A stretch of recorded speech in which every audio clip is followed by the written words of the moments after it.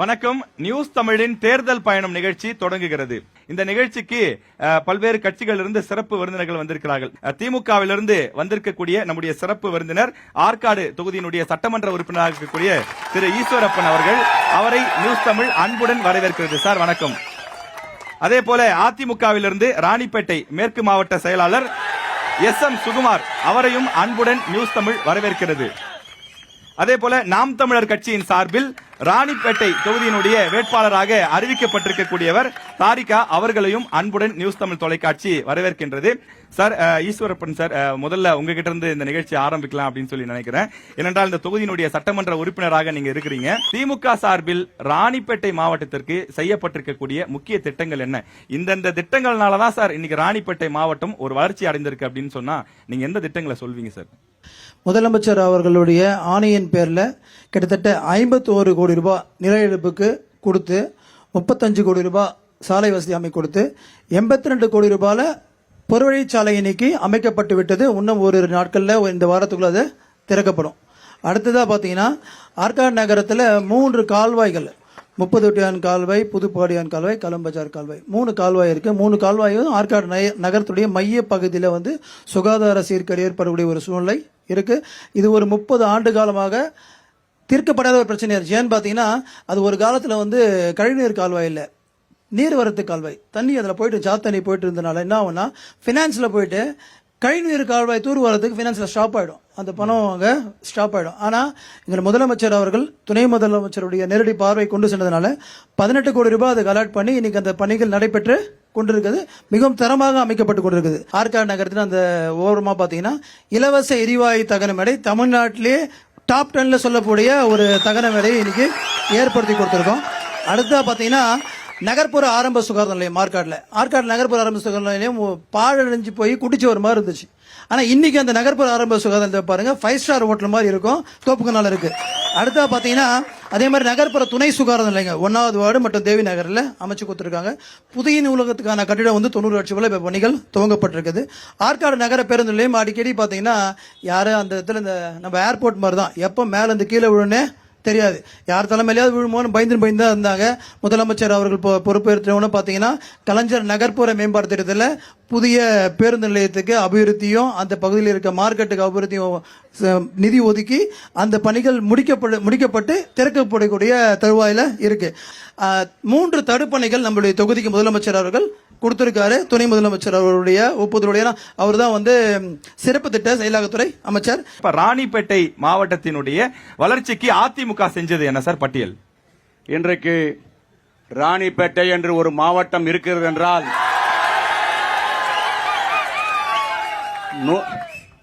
இந்த மாவட்டம் பல ஆண்டுகளுக்கு முன்னால் வேலூர் மாவட்டம் ஒன்றுபட்ட மாவட்டம். அப்பொழுது திருவண்ணாமலை, வந்தவாசி போன்ற நகரங்கள்லாம் இணைந்த பகுதி. ஐயா எடப்பாடியார் வந்தவுடன் பல்வேறு தலைவர்களுடைய கோரிக்கையை ஏற்று அவர்களெல்லாம் 2ஆக பிரிக்க வேண்டும் என்று கூறினார்கள். எங்கள் தலைவர் அதை தீர்க்கமாக சிந்தித்து 3ஆக பிரித்து திருப்பத்தூர் என்ற ஒரு மாவட்டமும் வேலூர் என்ற மாவட்டமும் ராணிப்பேட்டை என்ற ஒரு மாவட்டம் என்று வந்ததனால்தான் இன்றைக்கு பல ஆயிரக்கணக்கான கோடிகள் இன்று இங்கு குவிகின்றது. அதைத்தான் அருமை நண்பர் நம்முடைய சட்டமன்ற உறுப்பினர் இதெல்லாம் செய்தேன் என்று சொல்கிறார். நன்றி. ஓகே, தாரிகா மேடம் நீங்க சொல்லுங்க. இப்ப நாம் தமிழர் கட்சியால் ராணிப்பேட்டை மாவட்டம் பெற்றது என்ன? இப்ப நாங்க எங்க பாயிண்ட்டுக்கு வரதுக்கெல்லாம் முன்னாடி 2 பேரும் பேசினாங்க இல்லையா, அண்ணனும் அப்பாவும் பேசினாங்க. அப்ப தொடர்ச்சியாக ரோடு போட்டோம், சாலை அமைச்சோம், ரோடு போட்டோம், பாலம் கட்டணும், ரோடு பத்தி நிறைய பேசினாங்க. ரோடு போட்டதை பத்தி பேசினாங்களே ஒழிய மக்களுக்கு சோறு போட்ட திட்டம் ஏதாவது பேசினாங்களா? கடந்த 5 ஆண்டு கால திராவிட முன்னேற்ற கழகத்தின் ஆட்சியில ஒவ்வொரு திங்கட்கிழமை அன்றும் மாவட்ட ஆட்சியர் அலுவலகத்துக்கு போய் மாவட்ட ஆட்சியரை சந்திச்சு நாம் தமிழர் கட்சி கடந்த 5 ஆண்டு காலத்துல கொடுத்த திங்கள் மனுவின் எண்ணிக்கை மட்டுமே 280 மனு. ராணிப்பேட்டை மாவட்டத்துடைய பிரதான பிரச்சனை என்ன? குரோமியம் கழிவு. இந்த குரோமியம் கழிவை முறையாக இங்கிருந்து அகற்றணும் அப்படின்னு நாம் தமிழர் கட்சி பல முறை மனு கொடுத்திருக்கிறோம், போராடி இருக்கிறோம், தொடர்ந்து சட்ட போராட்டம் நடத்திட்டு இருக்கிறோம். ஆனா ஒரு விடிவும் இல்ல. ஆற்று மணல் கொள்ளைக்கு எதிராக போராடி இருக்கிறோம், கனிம வள கொள்ளைகளுக்கு எதிராக போராடி இருக்கிறோம். ஏன் நம்ம அனந்தலை மலையை உடைச்சு கடத்தக்கூடிய அந்த விஷயத்தை எதிர்த்து நாங்க போராடி இருக்கிறோம். அந்த போராட்டத்துல நான் உட்பட நாம் தமிழர் உறவுகள் கைது செய்யப்பட்டிருக்கிறோம். இப்ப 20 நாளைக்கு முன்னாடி தொடர்ச்சியாக போதை, கஞ்சா மற்றும் அந்த டாஸ்மார்க்கை இழுத்து மூட சொல்லி நாங்கள் தொடர்ச்சியாக போராடிக்கிட்டு வரோம். நான் சொன்ன மாதிரி 280 இருக்கு, அதெல்லாம் பட்டியலிட முடியாது. தமிழ்நாட்டிலேயே அதிகமா கேன்சர் பேஷண்ட் இருக்கக்கூடிய மாவட்டம்னா ராணிப்பேட்டைன்னு சொல்றாங்க. இப்ப நம்ம முதல் சுற்றுல சொன்னோம் வளர்ச்சி அடையுது, திமுகவும் அதிமுகவும் போட்டி போட்டு நிறைய திட்டங்களை கொண்டு வந்திருக்காங்க நம்ம சொன்னோம். அதை அவங்க வெளிப்படுத்தினாங்க என்னென்ன திட்டங்கள்லாம் கொண்டு வந்திருக்குன்னு சொல்லி. இப்ப இந்த குரோமிய கழிவுகளை அகற்றுவதற்கு திமுக என்ன நடவடிக்கை எடுத்திருக்கு? நீங்க இந்த சொல்ற இந்த குரோமியம், தமிழ்நாடு குரோமேட்ஸ் அண்ட் கெமிக்கல்ஸ் பாத்தீங்கன்னா 1975 ஆண்டு நிறுவப்பட்டு 1995 வரைக்கும் அதை ரன் பண்ணிருக்காங்க. 2.2 லட்சம் டன் குரோமியம் கலந்த கழிவுகள் அங்க 2 ஹெக்டேர்ல இருக்கு. Correct sir. பல ஆண்டு காலமாக அது தீர்க்கப்படாத பிரச்சனையாவே இருந்துச்சு. எங்களுடைய முதலமைச்சருடைய காலத்துல இப்ப பாத்தீங்கன்னா 24/12/2025 தமிழ்நாடு மாசு கட்டுப்பாடு வாரியத்தால பணியாணை பிரிக்கப்பட்டு 15/2/2026 அன்று இடைக்கால சீரமைப்பு பணிகள் தொடங்கப்படும். என்ன சீரமைப்பு பாத்தீங்கன்னா 19.34 கோடி மதிப்பீட்டுல தற்போதுள்ள அபாயகரமான கழிவுகளை மூடுதல், புதிய இருப்பு குவியலை மூடுதல், வடிகால் அமைத்தல், சேகரிப்பு குளம் அமைத்தல் மற்றும் புதிய சுற்றுச்சுவர் கட்டுதல் ஆகிய இடைக்கால சீரமைப்பு பணிகள் மேற்கொள்ளப்பட்டு தேர்வு செய்யப்பட்டு அதுக்குண்டான வேலைகள் இப்போது நடைபெற்று கொண்டிருக்கிறது. கடந்த 10 ஆண்டுகள்ல இதுக்கு ஒரு தீர்வு காணப்படல. இன்னைக்கு பாத்தீங்கன்னா அந்த கழிவுகளை அகற்றத்துக்கு 500 கோடிக்கு மேல செலவாகுன்னு ஒரு சூழ்நிலை இருக்கு. ஒன்றிய அரசாங்கத்துடைய ஒத்துழைப்பும் இங்க தமிழ்நாடு மாநில அரசாங்கத்துக்கு கிடையாது. அரசாங்கத்துடைய நிதியின் மூலமா இன்னைக்கு 20 கோடி ரூபாயில டெம்பரரி ரிலீஃப்க்கு இந்த வேலைகளை கோர்ட்டினுடைய அனுமதியோட இன்னைக்கு எங்களுடைய முதலமைச்சர் அவர்கள் இந்த பணிகளை எங்களுடைய மாவட்ட அமைச்சர் அவர்கள் இதை கிட்ட இருந்து செஞ்சு கொடுத்திருக்காரு. இதனுடைய நீங்களே பேசும்போது சொன்னீங்க 500 கோடி திட்டத்துக்கு தேவைப்படுதுன்னு. ஆனா தமிழக அரசு 12 கோடி தான் ஒதுக்கி இருக்காங்க அப்படின்னு சொல்லி நேத்து 19.34 கோடி. ஓகே, அது போதுமானது இல்லைன்னு சொல்லி சொல்றாங்க. அந்த 500 கோடி ஸ்கீம் பாத்தீங்கன்னா அது என்டையரா அதை ஷிஃப்ட் அது நடைமுறைக்கு ரொம்ப சிரமமான விஷயம். இப்போதைக்கு காம்பவுண்ட் சவர் கட்டி அதை மொத்தத்தையும் க்ளோஸ் பண்ணக்கூடிய ஒரு சூழ்நிலை இன்னைக்கு அரசாங்கம் இன்னைக்கு அந்த திட்டத்தை மேற்கொண்டிருக்காங்க. ஆற்காடு தொகுதியில காலேஜ் இல்லைங்கிறது, அதாவது அரசு கல்லூரியே இல்ல. அது ஆர்ட்ஸ் அண்ட் சயின்ஸா இருந்தாலும் சரி, பொறியியல் கல்லூரியா இருந்தாலும் சரி, மெடிக்கல் காலேஜா இருந்தாலும் சரி, எதுவுமே இல்ல சார். தமிழ்நாட்டிலே ஒரு பின்தங்கிய தொகுதியா ஆற்காடு தொகுதி இருக்கு சார். எங்களுக்கு ஏன் காலேஜ் கிடைக்க மாட்டேங்குது? எங்க சட்டமன்ற உறுப்பினர் 10 வருஷமா அதான் சொல்றாரு அப்படின்னு ஒரு குற்றச்சாட்டு வைக்கிறாங்க சார்.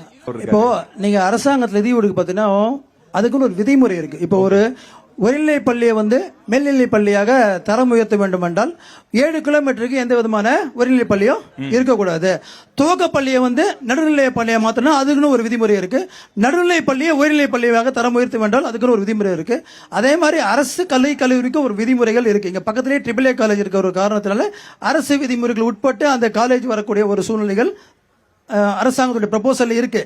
கண்டிப்பாக இந்த 5 ஆண்டுகள்ல நிறைய காலேஜுக்கு அரசாங்கம் ஒப்புதல் வழங்கியிருக்காங்க. வரப்போற திராவிட மலர் 2.1 கண்டிப்பாக ஆற்காடு தொகுதியில ஒரு அரசு கல்லூரி அமைக்கப்படும். இப்ப மருத்துவ கல்லூரி வேணுங்கிறது ராணிப்பேட்டை முழுவதுமே, ராணிப்பேட்டை மாவட்டத்துக்கு மருத்துவ கல்லூரி அங்கீகரிக்கப்பட்டு ஒன்றிய அரசால் இதுவரையும் NOC கொடுக்காம அந்த பணி அப்படி நிறுத்தப்படும். ஒரே ஒரு கேள்வி வேகமா கேட்டுறேன் சார். ஆற்காடு மருத்துவமனையில போதுமான வசதி இல்லைன்னு சொல்லி பேட்டி கொடுத்திருக்காங்க. ஏதாவது கர்ப்பிணி பெண்கள் இவங்க போனா கூட வாலாஜாபாத்ல இருக்கிற மருத்துவமனைக்கு சொல்றாங்க. ஆற்காடு மருத்துவமனைக்கு 26 கோடி ரூபாய்க்கு ப்ரொபோசல் போட்டு அது கண்டிப்பாக இந்த ஆண்டு மக்கள் போதுமான மருத்துவர்கள் இல்லைன்னு சொல்லி இல்ல மருத்துவர்கள் இருக்கிறாங்க. இப்ப நீங்க பாத்தீங்கன்னா மருத்துவர்கள் என்ன சொல்றேன், காவனூர்ல பாத்தீங்கன்னா ஆரம்ப சுகாதார நிலையம் ரொம்ப நாள் கோரிக்கை, 40 வருஷம் கோரிக்கை. வெங்கடாபுரம் குப்பத்துல இருந்து விலாபாங்க வருவாங்க, கிட்டத்தட்ட 20 கிலோமீட்டர் பயணிச்சா கர்ப்பிணி தாய்மார்கள் ட்ரீட்மெண்ட் பார்த்தாங்க. இன்னைக்கு எங்க முதலமைச்சர் அவர்கள் பொறுப்பேற்று காவனூர்ல ஆரம்ப சுகாதார தமிழ்நாட்டில் 28 ஆரம்ப சுகாதாரம் கொடுத்தாங்க. அது ஆற்காடு தொகுதியில் காவனூர் ஆரம்ப சுகாதாரம். ஒரே ஒரு விஷயம் சொல்றேன், இத்தனை நாளா சொல்லல, அந்த இடத்தை வாங்கறதுக்கு அரசு அந்த இடத்துல அந்த ஊர்ல இடம் இல்ல, மேச்சக்கால் புறம்போக்கு இடம். அதனால 22 லட்சம் கொடுத்து நான் வாங்கி அரசாங்கத்துக்கு தானமா கொடுத்தேன். என்னுடைய நான் மட்டும் இல்ல, நான் ஒரு 13 லட்சம் கொடுத்தேன். மீதி மக்கள்லாம் ஒரு 9 லட்சம் போட்டு 22 லட்சம் இடத்தை வாங்கி அரசாங்கத்துக்கு தானமாக கொடுத்து காவனூர் ஆரம்பிச்சதுலயும் இன்னைக்கு தொகுதியிலேயே கிட்டத்தட்ட 200 பேருக்கு மேல தினமும் அந்த ட்ரீட்மெண்ட் பார்க்கிற ஒரு ஆரம்ப சுகாதாரமாக. நன்றி சார். இப்ப சார் நீங்க சொல்லுங்க, சுகுமார் சார் நீங்க சொல்லுங்க. இப்ப மாவட்டத்தை நீங்க தான் உருவாக்கணும்னு சொல்லி சொன்னீங்க. உங்க நண்பர்கள் தோழர்கள் எல்லாம் கிளாப் பண்ணி வரவேற்றாங்க. ஆனா மாவட்டத்தை உருவாக்குனீங்களே தவிர மாவட்டத்துக்கான அடிப்படை வசதிகள் எதுவுமே செய்யலன்னு சொல்லி சொல்றாங்க. நீங்களும் என்னுடைய சகோதரர் தான். கண்டிப்பா சார். இந்த மாவட்டம் பிரிக்கும் பொழுது கடுமையான கொரோனா நேரம். உங்களை நான் பார்க்க முடியாது, நீங்கள் என்னை பார்க்க முடியாது. அந்த கொரோனா நேரத்திலே மாண்புமிகு ஐயா எடப்பாடியார் இந்த திட்டத்தை உருவாக்கி இங்கு துவக்கி விட்டு சென்றார். அது தொடர்ந்தாற்போல் கட்டிடம் கட்டுவதற்கு 2 ஆண்டுகள் ஆகியது. அதற்குள் ஆட்சி மாற்றம் வந்தது. அதனால்தான் சில தொய்வுகள். நீங்க தொடர்ச்சியா 10 ஆண்டுகள் ஆட்சியில் இருந்தீங்க. நான் பேசுறேன். என்ன செஞ்சீங்க? நான் பேசுறேன். வெயிட் பண்ண சார், வெயிட் பண்ண. அந்த குரோமியம் இப்ப அவர் சொல்றாரு சார். ஒரே ஒரு கேள்வி மட்டும் முடிச்சிடறேன் ப்ளீஸ் சார். இப்ப அவர் இந்த திமுக ஆட்சியில என்ன நடவடிக்கை எடுத்திருக்கேன், 19 கோடி நிதி ஒதுக்கிருக்குன்னு சொல்றாங்க. இந்த 10 ஆண்டுகள்ல நீங்க முயற்சி பண்ணிருந்தீங்கன்னா பாதி கழிவுகள் 2.5 லட்சம் டன்ல ஒரு பாதி கழிவுகளை கொண்டு போயிருக்கலாமே. இல்லை அத இப்ப செய்யறதும் தவறான முடிவு. எப்படி என்றால் அது திறமையான அதிகாரிகளை வைத்து அதை ஒரு பெரிய பிட் எடுத்து அதை மொத்தம் அதில் பில் செய்து அதை அதற்குண்டான காகிதங்கள்லாம் வைத்து மேலே சீல் செய்தால்தான் ஏன் பண்ணல? நம்ம ஆட்சியில ஏன் பண்ணல? இல்லை, தொடர்ந்தார் போர் அதை கேட்க வேண்டிய இடத்தில் நாங்கள் இல்லை. கேட்க வேண்டியது இங்க இருக்கின்ற சட்டமன்ற உறுப்பினர். கேட்டால்தான் ஒட்டுமொத்த மாவட்டத்துக்காகவும் நீங்க பேசுறீங்க ஐயா. நாங்கள் பாதிக்கப்படுறது ஒட்டுமொத்த ராணிப்பேட்டை மக்கள் தான். அதை கேட்டு பெற வேண்டியது இப்போது இவர் இருக்கிறார். இவர் சட்டமன்ற உறுப்பினர். இவர் எந்த ஆட்சியா இருந்தாலும் கடந்த முறை ஆட்சியிலே அதிமுக ஆட்சியில சட்டமன்ற உறுப்பினர் இருந்தார். அவர் கேட்டு பெற வேண்டியது அவருடைய பொறுப்பு. அந்த நிறுவனத்தை மூடணும் அப்படின்னா மத்திய அரசுடைய சப்போர்ட் வேணும் அப்படின்னு கேக்குறாங்க. இப்ப நீங்க கூட்டணியில் இருக்கீங்க, வலியுறுத்த வாய்ப்பு. நாங்கள் நிச்சயம் ஆட்சி மாற்றம் ஏற்படும். ஆட்சி மாற்றம் ஏற்படும் போது நாங்கள் அதை கேட்டு பெற்று செய்வோம். மத்திய அரசிடம் வலியுறுத்துவீர்களா? வலியுறுத்தம் இல்ல, கேட்டு செய்வோம். இந்த ராணிப்பேட்டை சார்பில் உங்களுடைய தேர்தல் அறிக்கையில் இடம்பெற வாய்ப்பு இருக்கு. நிச்சயம் விசாரத்திலே சுமார் வாக்களித்த மக்கள் சுமார் 500 வீடுகள் இடிக்கப்பட்டது. அந்த ஒவ்வொரு வீட்டிலும் 4 பேர் 5 பேர் வாழ்ந்த இடம் ஜேசிபி வச்சு இடித்தார்கள். அந்த மக்கள் இன்றைக்கு தெருவில் இருக்கிறார்கள். அதற்காக சுமார் 10,000 பேர் வைத்து நான் பெரிய ஆர்ப்பாட்டம் செய்தேன். அதற்குண்டான ரெக்கார்டு இருக்கு. அதே மாதிரி மாங்காடு, இருங்கூர், புதுப்பாடி, அரும்பாக்கம், கனியனூர், மூஞ்சற்பட்டு, சாத்தூர் இங்கெல்லாம் 10வது வரைக்கும் இருக்கு சார். ஐயா சொன்னாரு இதுக்கெல்லாம் டிஸ்டன்ஸ் மெயின்டைன் பண்ணணும்னு சொல்லிட்டு காலேஜுக்கு எல்லாம் கூட இது 10th இருக்கு. இதெல்லாம் ஐயா மேல இருக்கவங்களா கூட ரொம்ப நெருங்கினவர். அவர் நினைச்சா அந்த டிஸ்டன்ஸை தூக்கிட்டு மாத்தி இத வாங்கலாம். ஒப்புதல் நம்ம ஆட்சியில முயற்சி பண்ணி பெண்டிங்ல இருந்து ஒரு கருத்து சொல்லிடுறேன். ஒரு கருத்து 2 முறையா சட்டமன்ற உறுப்பினர் இருந்தாரு. அதை வாங்கியிருந்தா இன்னைக்கு 7.5% இந்த அவர் அதான் சொல்றாரு. கடந்த முறை அதிமுக ஆட்சி இருந்தா நான் கோரிக்கை வச்சேன் செய்யலங்கிறாரு. இப்ப இந்த 5 வருஷத்துல இப்ப சொன்னாரு. ஒரு கருத்து சொல்லிடுறேன். சக்கரமல்லூர்னு ஒரு வில்லேஜ் இருக்கு. தனியார் பள்ளிக்கூடம் அங்க கட்டி கொடுத்தாங்க. தனியார் அந்த பள்ளிக்கூடம் கட்டி கொடுத்தாங்க. இடிச்சு எத்தனை வருஷம் ஆச்சு கேளுங்க. தாரிகா, உங்க கட்சியோட கொள்கையில தமிழ்நாட்டில இருந்து சாராய கடைகளை அல்லது டாஸ்மாக் கடைகளை முழுமையா மூடணுங்கிறது. ஆனா பெரும்பாலான பொருளாதார வல்லுநர்களோ அல்லது அது சார்ந்து பேசக்கூடியவங்களோ தமிழ்நாட்டுக்கு பெரிய வருமானமா இருக்கக்கூடியது டாஸ்மாக் தான். அந்த டாஸ்மாக் கடைகளை மூடிட்டீங்க அப்படின்னா தமிழ்நாட்டுக்கான வளர்ச்சி அல்லது திட்டங்களுக்கான நிதிக்கு என்ன பண்ணுவீங்க? என்ன திட்டம் வச்சிருக்கீங்க? 2 திராவிட கட்சிகளுமே பேரறிஞர் அண்ணாவை ஏத்துக்கொள்றாங்களா இல்லையா? ஏத்துக்கொள்றாங்க. அண்ணாவுடைய மொழி கொள்கையை பின்பற்றக்கூடிய திமுக, அதிமுக அண்ணாவுடைய மது கொள்கையை பின்பற்றுவாங்களா? அண்ணாவுடைய மது கொள்கை என்ன? சாராயம் விற்று அந்த காசுல அந்த வருமானத்துல நான் ஆட்சி நடத்தணும்னா நான் துண்ட உதறி தோல்ல போட்டு நடைய கட்டுவேன்னு சொன்னாரா இல்லையா? அன்னைய காலகட்டம் வேற, அது எந்த காலத்துக்கும் பொருந்தும், எல்லா காலத்துக்கும் பொருந்தும். சாராயம் விட்டு அதுல இருந்து வரக்கூடிய வருமானத்துல ஒரு அரசு நடக்குமே ஆனால் அது அரசாங்கம் அல்ல, அது சர்வாதிகார ஆட்சி. மக்களை பூரா மக்களின் பிணங்களின் மீது அரியாசனம் அமைத்து ஆட்சி செய்யணும்னு விரும்பினா அது சர்வாதிகார ஆட்சி. அந்த வருமானம் தமிழகத்துக்கு தேவையில்லை. இப்ப இவங்க சொன்னாங்க இல்லையா, குரோமியம் கழிவை பத்தி எல்லாம் ரொம்ப தெளிவா பேசினாங்க. அப்ப குரோமியம் கழிவை இங்க இருந்து அகற்றதுக்கு என்ன பிரச்சனை அப்படின்னாக்க மத்திய அரசு எங்களுக்கு நிதி தரலங்கிறாங்க. மத்திய அரசு கிட்ட நீங்க நிதி எதிர்பார்க்கறீங்க? நான் என்ன கேக்குறேன், மாதம் 1000 ரூபாய் தரதுக்கு உங்கள்ட்ட நிதி இருக்கு. தேர்தலுக்கு 2 மாசத்துக்கு முன்னாடி 3000 ரூபாய் 5000 ரூபாய் கொடுக்கறதுக்கு உங்ககிட்ட நிதி இருக்கு. ஆனா ஒரு கொடிய விஷம் மாதிரி என் மண்ணில் பரவி கிடக்கக்கூடிய அந்த குரோமியம் கழிவை இங்க இருந்து அகற்றதுக்கு மத்திய அரசு எதிர்பார்க்கறீங்க. 2 பேருமே மத்திய அரசு காரணம் காமிச்சு செய்யல. அப்ப மத்திய அரசு மாநில அரசு எல்லாம் பிரச்சனையே இல்ல. பிரச்சனை என்னன்னா அதை செய்வதற்கான நோக்கம் இல்லை. அப்ப இந்த மண்ணையும் மக்களையும் நேசிக்கக்கூடிய மேதகவே பிரபாகரனின் பிள்ளைகள் நாங்கள் தான் அதை செய்வோம். வெற்றிக்கானவர்கள் சரியான நபர்களை, தகுதியான நபர்களை பார்த்து நிறுத்துவாங்க. நாம் தமிழர் கட்சி ஒரு பெயருக்கு வெளியில ஒரு விளம்பரத்துக்காக இதை பண்றாங்க அப்படின்னு ஒரு குற்றச்சாட்டு வைக்கிறாங்க. விளம்பரத்தெல்லாம் தாண்டி வெற்றி தோல்விங்கிறது வாக்கு போட்டாதானங்க நாங்க வெற்றி செய்வோம், வெற்றி அடைவோம். வாக்க வெளியே போய் வித்துட்டீங்கன்னா நாங்க எப்படி வெற்றி அடைவோம்? ஒரு வாக்குக்கு 3000 5000 காசு கொடுத்தாங்கன்னா எப்படி வெற்றி அடைவோம்? தொடர்ச்சியா பேசிட்டே இருக்காரு. மக்கள் அவர் இன்னும் ஏற்கலன்னு தானே தெரியுது. மக்களை ஏத்திருந்தா இந்நேரம் அவர் ஒரு எம்எல்ஏவோ இல்ல தொடர்ந்து ஆட்சி கடந்த ஆட்சியில ஆட்சி மாற்றம் ஏற்பட்டுச்சு. அதிமுக இருந்து திமுகவுக்கு மாறினாங்க. சரியா? அப்ப அதிமுக மக்கள் ஏத்துக்கலையா? சுத்தமா கை கழுவிட்டாங்களா? இல்ல அவங்க பலமுறை மாறி ஏத்துக்கிறாங்கல்ல. ஒவ்வொரு தடவையும் 6 முறை ஆட்சி பண்ணிருக்கு. திமுக 6 முறை ஆட்சி செஞ்சிருக்கு. அந்த ஆட்சியில மயங்கி எல்லாம் மக்கள் வாக்கு செலுத்தல. ஆன்டி இன்கம்பன்சி ஸ்டேட் ஒவ்வொரு தடவையும் நாம் தமிழர் கட்சி பக்கம் ஏன் வர்றது இல்ல அப்படிங்கறதான் கேள்வி. நீங்க காசு கொடுக்கறது நிப்பாட்டுங்க, இலவசம் கொடுக்கறது நிப்பாட்டுங்க. அவசியம் எங்களுக்கு வாக்கு வரும். எங்களுடைய வாக்கு விற்பனைக்கு ஆயிருது. மக்களுடைய வாக்கு காசு கொடுத்து வாங்கப்படுது ஒழிய மக்கள் உங்களுக்கு வாக்கு செலுத்தவில்லை. சகோதரி குற்றச்சாட்டு அடிக்கிட்டே போறாங்க. அவங்க சின்ன வயசுல பேச்சு போட்டுல ஒருவேளை ஆளுங்கட்சின்னு அவரை பயப்படுறாரு. பேசினா பேச்சு போட்டி, யாரும் வாயை திறந்து பேசல கூடாது. பேசினா பேச்சு போட்டி, பேச்சாளரும் இல்ல பேச்சு போட்டியும் இல்ல. எனக்கு வலிக்குதுங்கிறத என் வாயால சொல்லாம யார் வாயால சொல்லுவேன்? இல்ல ஒரு நிமிஷம் சார், ஒரு நிமிஷம். சாதிக் பாஷா நகர் பத்தி அண்ணன் சொன்னாங்க, சகோதரியும் சொன்னாங்க. கலவையில பாத்தீங்கன்னா அண்ணா திராவிட ஆட்சி காலத்தில் தான் 40 வீடுகள் இடிக்கப்பட்டது, 20 கடைகள் இடிக்கப்பட்டது. இது இருக்கிறவங்க இடிக்கிறது இல்ல, மாற்று இடம் கொடுக்கறதுக்கு அரசாங்கம் தயாரா இருக்கு. ஆனா அவங்க அந்த இடத்துக்கு போக மாட்டாங்க. அதனால அந்த டிஸ்பியூட் இருக்கு. கோர்ட்டுடைய உத்தரவு யாராவது மதிச்சுதான் ஆகணும். குடியிருப்பு பகுதியை இடிச்சுட்டு சுடுகாட்டை காமிக்கிறாங்க போ சொல்லி எப்படி மக்கள் போவாங்க? இதுதான் இதுக்கான தீர்வா? மீண்டும் திமுக சட்டமன்ற உறுப்பினர்கள் ராணிப்பேட்டையில் இருக்கக்கூடிய 4 தொகுதிகளும் தேர்வு செய்யப்பட்டால் ராணிப்பேட்டை தொகுதி மக்களுக்கு என்ன கிடைக்கும்? சட்டமன்ற உறுப்பினராக நான் வரணும்ல, திராவிட முன்னேற்ற கழக தலைவர் யார பாக்குறாரோ அவங்க சட்டமன்ற உறுப்பினர். ஆற்காடு தொகுதியை பொறுத்த சொன்ன மாதிரி ஒரு அரசு கலைக்கல்லூரி, கண்டிப்பாக ஒரு சிப்பாடு. மேலும் பாத்தீங்கன்னா அனைத்து பள்ளி, துவக்க பள்ளியாக இருக்கட்டும், நடுநிலை பள்ளியாக இருக்கட்டும், உயர்நிலை பள்ளியாக இருக்கட்டும், மேலும் எல்லா பள்ளி வகுப்பறையிலையும் ஸ்மார்ட் கிளாஸ் திட்டத்தை கொண்டு வரணும். எல்லா கிளாஸ் ரூம்லயும் அது வரணும். ஏன்னா அடிப்படை கட்டமைப்பு வந்தாதான் அவனால காலேஜில் போய் சர்வே ஆக முடியும். அந்த விதை அங்கேயே போடப்பட வேண்டும். ஒரு பள்ளியிலும் அதே மாதிரி உயர்நிலை பள்ளியிலிருந்து மேல்நிலை பள்ளியாக தரமுள்ள பள்ளிகள் ஒரு சில பள்ளிகள் இருக்கு.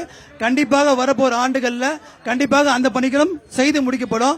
சார், நீங்க சொல்லுங்க, அதிமுக சார்பில் ராணிப்பேட்டை தொகுதியில் இருக்கக்கூடிய 4 சட்டமன்ற தொகுதியிலும் மீண்டும் அதிமுக வேட்பாளரை மக்கள் வெற்றி பெற செய்தால் ராணிப்பேட்டை மக்களுக்கு என்ன கிடைக்கும்? அதிமுக என்ன திட்டம் வச்சிருக்கீங்க? நிச்சயம் ஆட்சி மாற்றம் உண்டாகிவிட்டது. மக்கள் முடிவு செய்து விட்டார்கள். நாங்களோ எங்களுடைய கூட்டணியோ இங்கு வெற்றி பெற்றவுடன் அதற்கு இங்கு உள்ள மாங்காடு, இருங்கூர், புதுப்பாடி, அரப்பாக்கம், அரும்பாக்கம், கனியனூர், மூஞ்சூர்பட்டு, சாத்தூர் இந்த பகுதியிலே அதை உயர்கல்வியை மேல்நிலை பள்ளியாக மாற்றி +1 +2 கொண்டு வர முயற்சிப்போம். விழாப்பாக்கம் அரசு மருத்துவமனை இன்று விழுந்து போகும் நிலையில் உள்ளது. அங்கே நான் சென்றேன். அந்த மருத்துவமனை இன்றும் செயல்பட்டுக் கொண்டிருக்கிறது. ஒரு கருத்து சொல்லிடுறேன். புதுசா பில்டிங் கட்டிட்டு இருக்காங்க. 40 வருஷம் கழிச்சு பில்டிங் அவர் பார்க்கல போல. அது நாங்கள் திறப்போம். ராணிப்பேட்டை மக்கள் நாம் தமிழர் கட்சியினுடைய 4 வேட்பாளர்களையும் வெற்றி பெற வைத்தால் அந்த ராணிப்பேட்டை நாம் விரும்பும் ராணிப்பேட்டையாக மாறுமா? அதுக்கு என்ன திட்டம் வச்சிருக்கீங்க? மேலுஷாரம் பகுதியில் இருக்கக்கூடிய மக்களுக்கு 3000 மக்களுக்கு குடியுரிமை பட்டாவை நாங்கள் வழங்குவோம். சொந்த மண்ணிலேயே அகதியாக இருக்கக்கூடிய அந்த மக்களுக்கு குடியுரிமை பட்டா நாங்கள் வழங்குவோம்.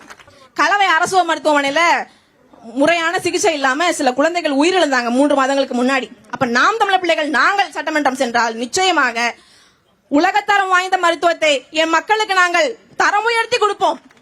அரக்கோணம் இருக்கு இல்லையா, அரக்கோணம் ரயில் நிலையமும் வேலூர் ரயில் நிலையமும் போதை மெத்தப்பட்டமையினுடைய தலைமை கூடாரமாக செயல்பட்டு இருக்கு. போதையை அழித்தொழிப்போம். நன்றி. இறுதி சுற்று மக்கள் மன்றம் ஆரம்பிக்குது.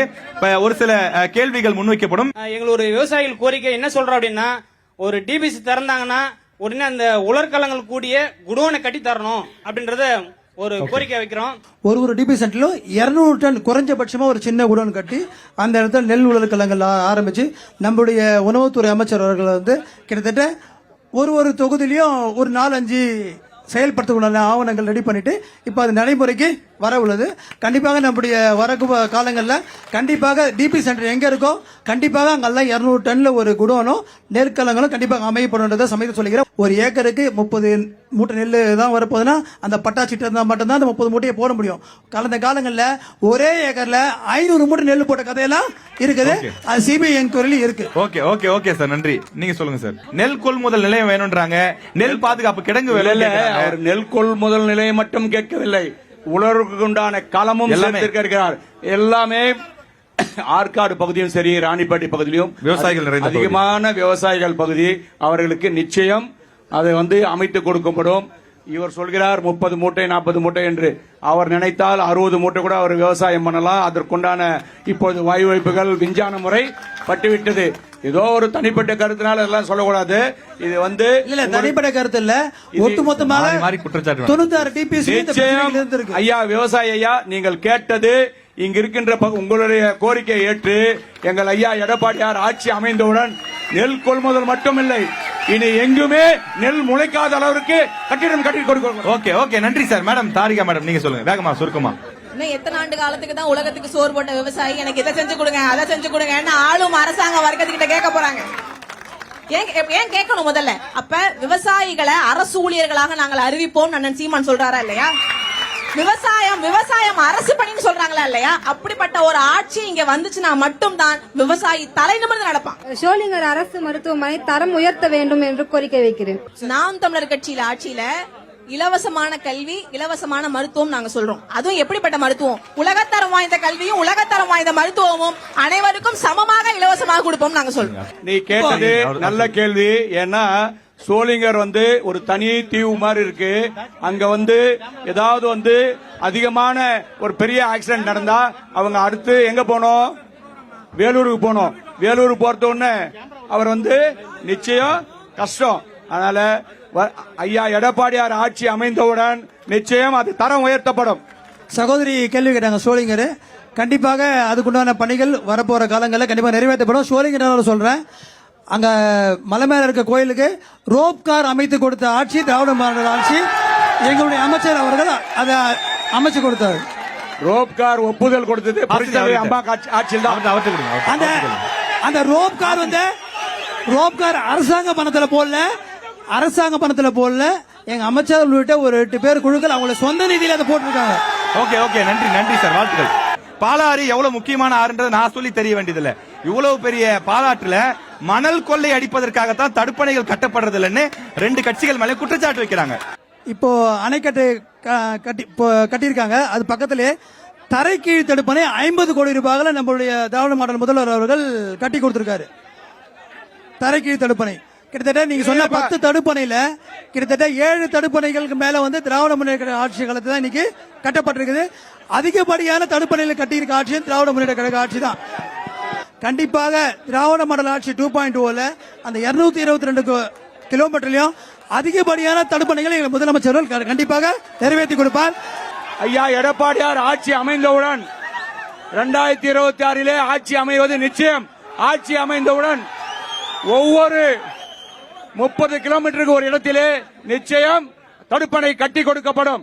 மேடம் நீங்க நீரின்றி அமையாது உலகுன்னு சொல்லக்கூடிய ஒரே கட்சி நாம் தமிழர் கட்சி தான் இந்த அரசியல் களத்துல. அப்ப கனிம வள கொள்ளைய ஆற்று மணல் கொள்ளைய தடுக்காம நீங்க நிச்சயமாக தடுப்பணைகள் கட்ட முடியாது. இப்ப புதுசா ஆற்று மணல் கொள்ளை புதுசா ஒரு அனுமதி கொடுத்திருக்காங்க ஒரு யார்டுக்கு ஒரு மணல் அள்ளுறதுக்கு. அதெல்லாம் தடுக்காம நீங்கள் நிச்சயமாக தடுப்பணைகள் கட்ட முடியாது. நாங்கள் ஆட்சிக்கு வந்தால் நிச்சயமாக நாங்கள் செயல்படுத்தி காட்டுவோம்.